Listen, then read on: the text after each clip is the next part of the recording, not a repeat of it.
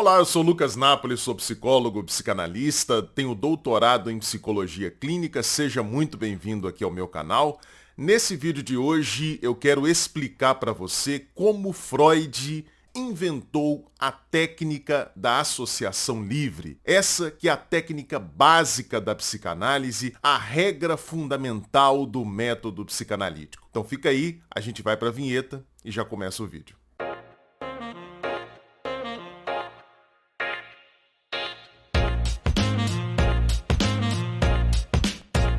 Então vamos lá, foi mais ou menos assim que Freud inventou a técnica da associação livre. Inicialmente é preciso lembrar que o Freud, antes de inventar a psicanálise, antes de criar a técnica da associação livre, ele trabalhava com os seus pacientes neuróticos utilizando o método catártico que havia sido inventado por Joseph Breuer.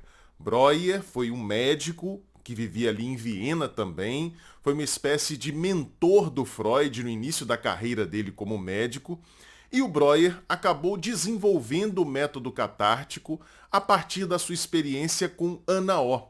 O Breuer descobriu que os sintomas histéricos, na verdade, eles eram expressões de sentimentos, de afetos, de emoções que não haviam sido descarregados numa situação ocorrida no passado.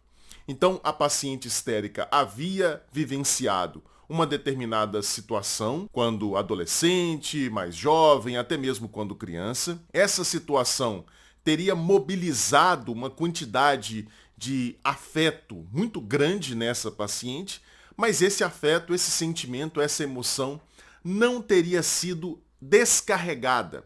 A paciente, na ocasião dessa situação, não teria colocado para fora os seus sentimentos. Resultado, esses sentimentos teriam ficado suprimidos e eles apareceriam depois na forma dos sintomas histéricos. Então, em que consistia o método catártico do Breuer? Ele pegava essas pacientes, as colocava sob hipnose e, em estado de hipnose, as pacientes então tinham a possibilidade de se lembrarem das situações que o Breuer qualificou como traumáticas, elas se lembravam dessas situações e, em estado de hipnose, elas conseguiam descarregar as emoções que não haviam sido descarregadas lá atrás.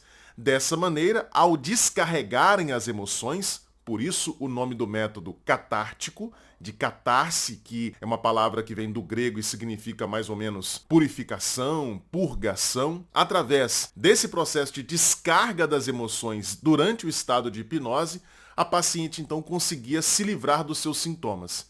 Já que ela estava descarregando as suas emoções, o sintoma já não era mais necessário. O Freud começa inicialmente aplicando esse método do Breuer, mas ele logo o abandona. Por quê? Porque o Freud percebe que ele não era um bom hipnotizador. Ele conseguia hipnotizar algumas pacientes, mas não conseguia levar a cabo esse método com outros pacientes. Além disso, o Freud também considerava a hipnose um método um pouco místico, um pouco parecido com práticas espiritualistas, já que você, ao hipnotizar uma pessoa, você coloca essa pessoa num estado de consciência rebaixada. Então Freud considerava esse procedimento um tanto místico, um tanto aparentado com práticas religiosas espiritualistas, e o Freud, muito afeito aos cânones da ciência tradicional, ele então decide abandonar a prática da hipnose. Abandonando a hipnose, o Freud não abandona de vez o método catártico. Veja bem, ele abandona simplesmente a técnica da hipnose. Ele continua acreditando que para curar pacientes histéricos era necessário fazer com que esses pacientes se lembrassem das situações traumáticas, das situações onde o afeto, onde as emoções haviam ficado suprimidas e permitir que esses pacientes descarregassem essas emoções ali durante as sessões de tratamento. Só que agora, abandonando a hipnose, ele passa a utilizar uma técnica diferente. O Freud se lembra de algo que um professor lhe havia dito há alguns anos atrás, que na verdade Os pacientes histéricos, não é que eles não conseguem se lembrar de situações do passado e só conseguem se lembrar em hipnose. Não. Se você insistir com eles, se você insistir que eles conseguem se lembrar, eles acabam trazendo à memória aquelas lembranças que vocês estão procurando. Então o Freud, ao invés de utilizar a hipnose, ele traz os pacientes ali para o consultório e fica insistindo, pedindo insistentemente para que o paciente se lembre das situações traumáticas. Essa técnica deu certo? Sim, com alguns pacientes ela funcionou, mas com outros, infelizmente, não. Muitos pacientes, ao invés de trazerem à memória, de verbalizarem aquelas lembranças das situações traumáticas, ao invés de fazerem isso, eles acabavam falando com o Freud ali durante as sessões sobre coisas que aparentemente não tinham nada a ver com aquelas lembranças traumáticas. Ou seja, ao invés de se lembrarem das situações traumáticas, que era aquilo que o Freud estava procurando ali no tratamento, aquilo que ele estava buscando encontrar, ao invés de trazerem as lembranças dos traumas, esses pacientes simplesmente falavam com o Freud aquilo que lhes passava pela cabeça. Então, suponhamos, Freud está diante de uma paciente cujo sintoma é uma dor crônica em uma das pernas. O Freud então chega para a paciente e diz: Fulana, eu preciso que você se lembre e traga para mim, fale para mim sobre quando começou esse problema que você tem nas pernas. Quando você começou a ter essa dor nas pernas? A paciente então tentava se lembrar dessas situações, só que ao invés de trazer para o Freud a lembrança traumática, ela então trazia uma coisa que aparentemente não tinha nada a ver com aquilo. Sei lá, ela trazia uma lembrança de um dia em que ela foi fazer um piquenique com o pai, de um dia em que ela discutiu com a mãe. Ou seja, situações que aparentemente não tinham nada a ver com o sintoma que ela estava relatando. Num primeiro momento, diante desse comportamento de alguns pacientes, o Freud tentou dirigir o foco da pessoa para o problema em questão, para o sintoma e para as lembranças traumáticas. O Freud tentou fazer isso. Então, nessa situação que eu utilizei como exemplo, a gente pode pensar no Freud falando mais ou menos o seguinte: olha, beleza, entendi que passou aí pela sua cabeça essa cena em que você foi fazer um piquenique com o seu pai, essa outra cena em que você brigou com a sua mãe, entendi. Mas eu preciso que você se concentre na ocasião em que surgiu o seu sintoma. Vamos focar nisso. Vamos deixar essas outras memórias para lá. Vamos focar nessa situação, porque eu preciso que você traga para mim, em palavras, a situação que provocou o surgimento desse sintoma. Então, Freud tentava dirigir o foco da atenção do paciente para essas situações. Mas não teve jeito. Em vez das lembranças dos traumas, o que vinham à cabeça desses pacientes eram apenas esses pensamentos despropositados. É dessa maneira que o Freud chama esses pensamentos, essas memórias, essas coisas que vinham à cabeça do paciente durante essa investigação da situação traumática que teria dado origem ao sintoma. Pensamentos despropositados. É dessa maneira que o Freud nomeia essas ideias lá nas 5 lições de psicanálise, quando ele explica a psicanálise lá nos Estados Unidos, na Universidade Clark, em 1909.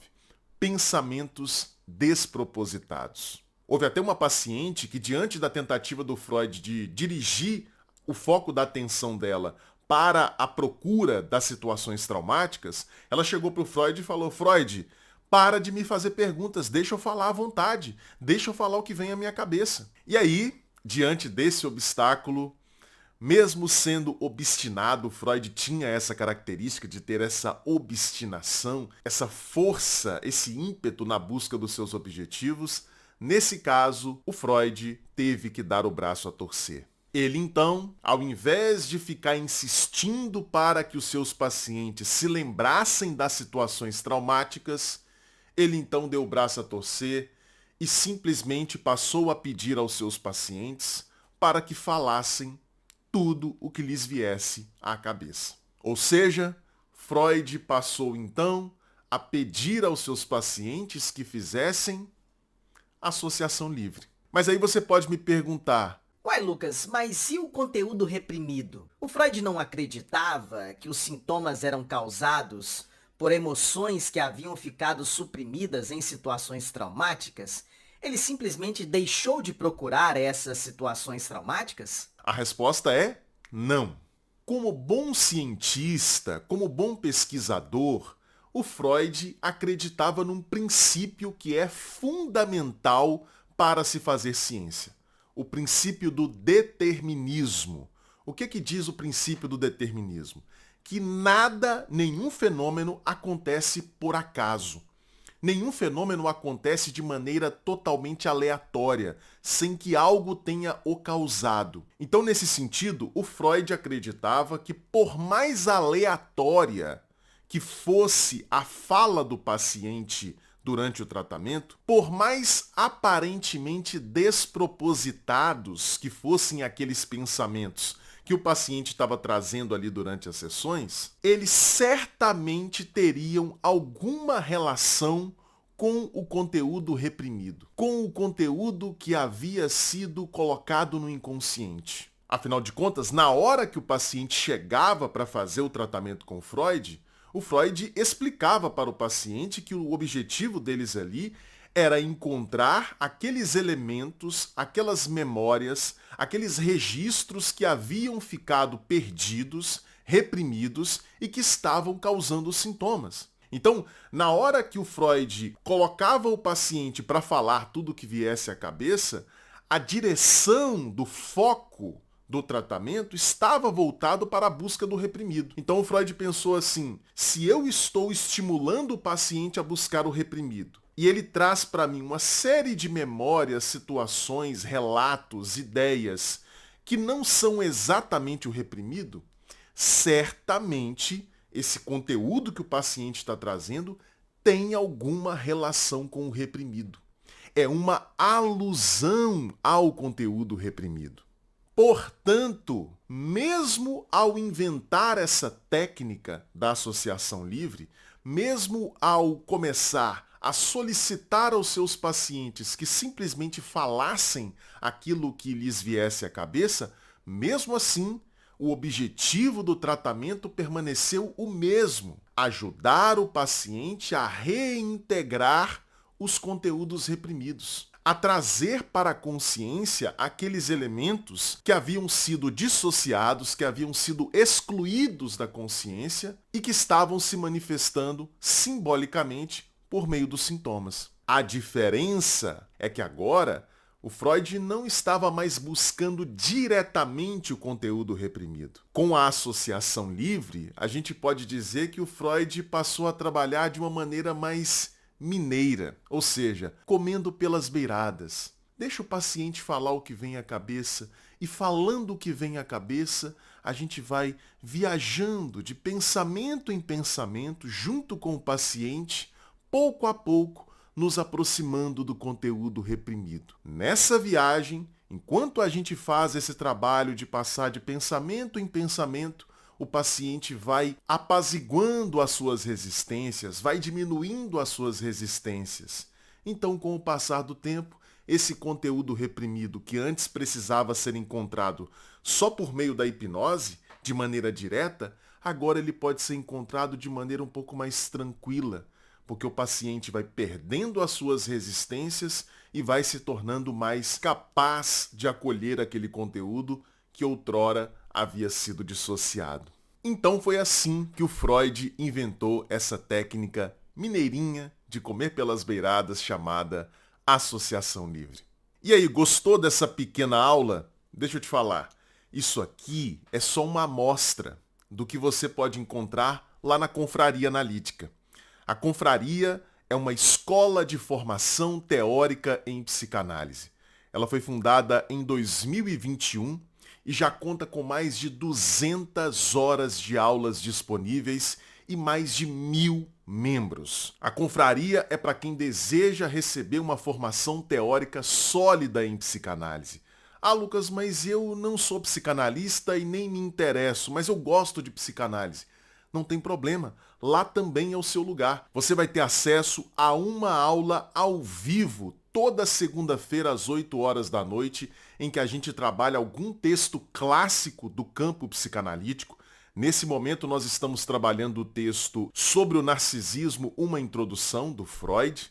Além disso, todas essas aulas ao vivo ficam gravadas na nossa plataforma e você recebe também toda semana uma aula especial mais curta sobre algum tema, algum autor, algum conceito da psicanálise. É muito conteúdo por um preço bem pequenininho. É isso mesmo. Você não vai ter que pagar milhares de reais como você vê nos cursos de psicanálise que tem disponíveis aí pela internet. Não. Você vai pagar apenas uma mensalidade no valor de R$ 39,99 para se tornar aluno da maior e melhor escola de formação teórica em psicanálise do Brasil. Tudo online, 100% online, para você aprender psicanálise de maneira didática, simples e com qualidade. Então, se você se interessa em se tornar meu aluno na Confraria Analítica, é só clicar no primeiro link que está aqui na descrição. Antes de terminar o vídeo, quero falar rapidinho para você também sobre os meus 2 e-books. O primeiro deles se chama O que um psicanalista faz, em que eu explico de maneira rápida, simples, didática, o que acontece no consultório de psicanálise. O segundo e-book se chama Psicanálise em Humanês, 16 conceitos psicanalíticos cruciais explicados de maneira fácil, clara e didática. É praticamente um mini curso de introdução à teoria psicanalítica. Para adquirir esses 2 livros digitais, basta clicar nos links que também estão aqui na descrição. Pois, se você gostou desse vídeo, não deixe de dar o seu like, não deixe de se inscrever aqui no canal para não perder os próximos vídeos. Faça também um comentário para que o YouTube perceba que você está engajado aqui com o canal e sempre mostre para você os novos vídeos na sua página inicial do YouTube. Não se esqueça de compartilhar esse vídeo também. Mande aí para todos os seus grupos de WhatsApp. Eu tenho certeza que as pessoas vão agradecer você por estar compartilhando informação de qualidade. Beleza? Eu encontro você então num próximo vídeo. Um grande abraço. Tchau, tchau.